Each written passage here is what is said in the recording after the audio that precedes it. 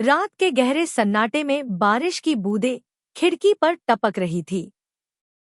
कमरे के भीतर हल्की सी रोशनी जल रही थी और बिस्तर पर लेटा अजय छत की ओर टकटकी लगाए देख रहा था। उसके मन में अनगिनत सवाल उमड़ रहे थे। क्यों मेरे साथ ही यह सब हुआ?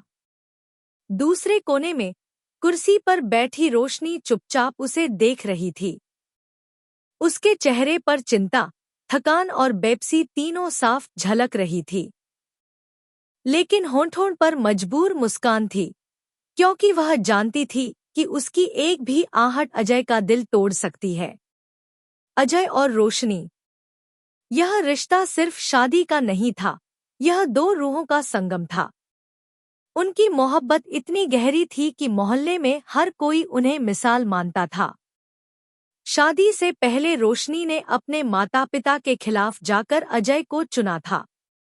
अजय का चेहरा भले साधारण था, पर उसकी मुस्कान में ऐसा जादू था कि जो भी उससे मिलता उसका हो जाता। दिल साफ, स्वभाव में सादगी और दूसरों के दुख में आंसू बहा देने वाली संवेदनशीलता।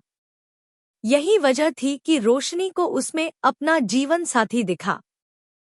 शादी के शुरुआती सालों में उनका घर मानो स्वर्ग था। सुबह अजय के साथ चाय पीना, शाम को छत पर बैठकर बातें करना, वीकेंड पर छोटी सी यात्राएं। उनकी जिंदगी प्यार और हंसी से भरी थी। रोशनी जब शाम को दरवाजा खोलती और अजय के चेहरे की वह प्यारी मुस्कान देखती, तो दिनभर की थकान पल भर में गायब हो जाती। लेकिन जिंदगी हमेशा एक सीधी राह नहीं देती। एक दिन ऑफिस से लौटते वक्त अजय की बाइक का भयानक एक्सीडेंट हो गया। उसकी रीढ़ की हड्डी बुरी तरह टूट गई।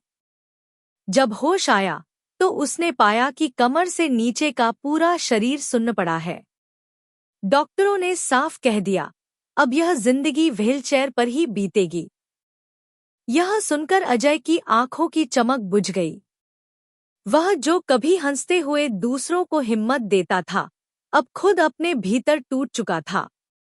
रोशनी के लिए यह वक्त किसी परीक्षा से कम न था। उसने दिन रात एक करके इलाज करवाया, बड़े बड़े अस्पतालों में दौड़ लगाई, लेकिन हर जगह से एक ही जवाब मिला, उम्मीद नहीं है। अब घर का खर्च और इलाज दोनों का बोझ रोशनी के कंधों पर था। सुबह से शाम तक ऑफिस का काम, फिर घर आकर अजय की सेवा। उसकी अपनी थकान, उसके अपने सपने, सब पीछे छूट गए। फिर भी वह अजय के सामने हमेशा मुस्कान लिए रहती। लेकिन वह मुस्कान नकली थी, जिसे सिर्फ अजय की हिम्मत बचाने के लिए पहनना पड़ता था। एक दिन ऑफिस में उसके बॉस सुशील ने कहा, रोशनी, मेरा एक दोस्त है, डॉक्टर राघव। वह अमेरिका में न्यूरो सर्जन है, रीढ़ की बीमारियों का विशेषज्ञ। अगले हफ्ते भारत आ रहा है। क्यों न तुम अजय को उसे दिखाओ? रोशनी की आंखों में फिर से उम्मीद चमकी। अगले हफ्ते डॉक्टर राघव उनके घर आए। लंबा चौड़ा, आत्मविश्वास से भरा आदमी। उसने अजय को ध्यान से देखा और कहा, उम्मीद कम है, लेकिन अगर मेहनत और इलाज सही तरीके से हो तो चमत्कार भी हो सकता है।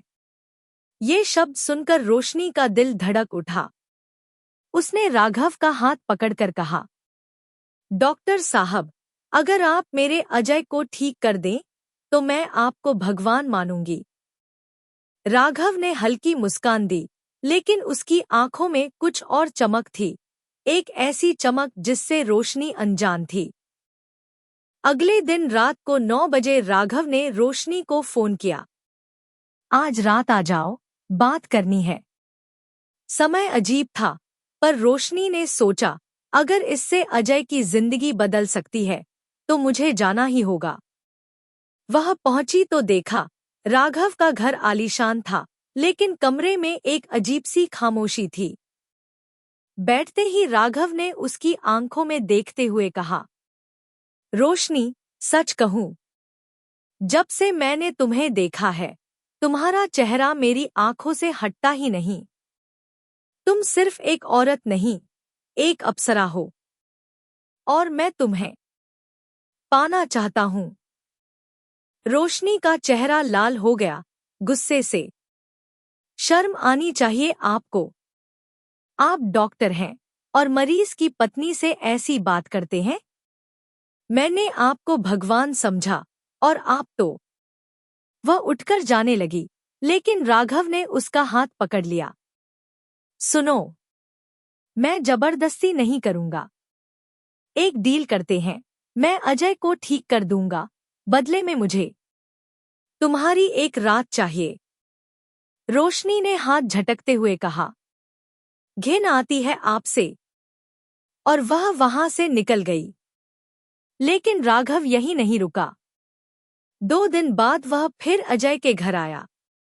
चेकअप के बाद वह सीधे रसोई में चली रोशनी के पास पहुंचा और धीमी आवाज में बोला, सोच लो, एक रात के बदले तुम्हें अपना पति स्वस्थ मिल सकता है।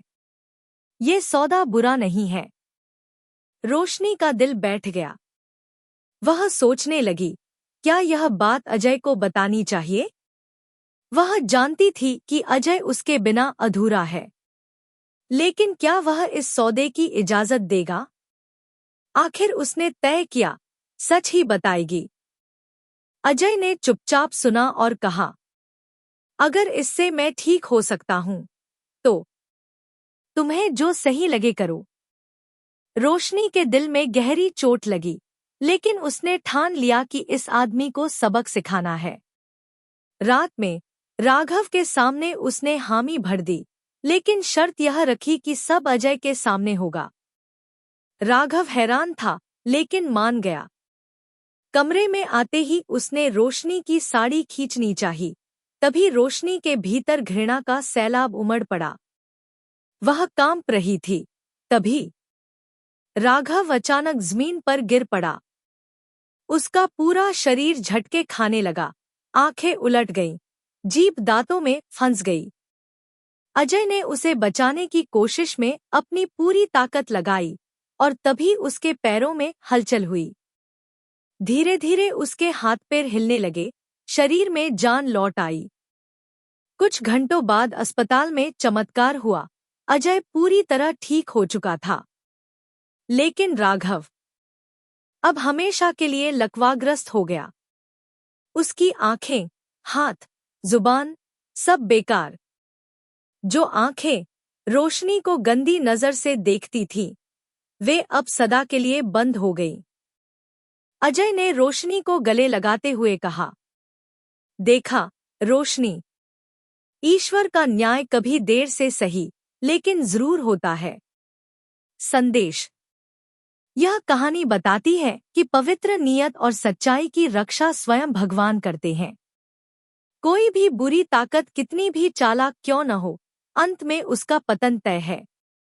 और जब इंसान सच्चाई और सम्मान की राह पर चलता है, तो ईश्वर उसके साथ खड़े रहते हैं, हर मुश्किल में, हर जंग में।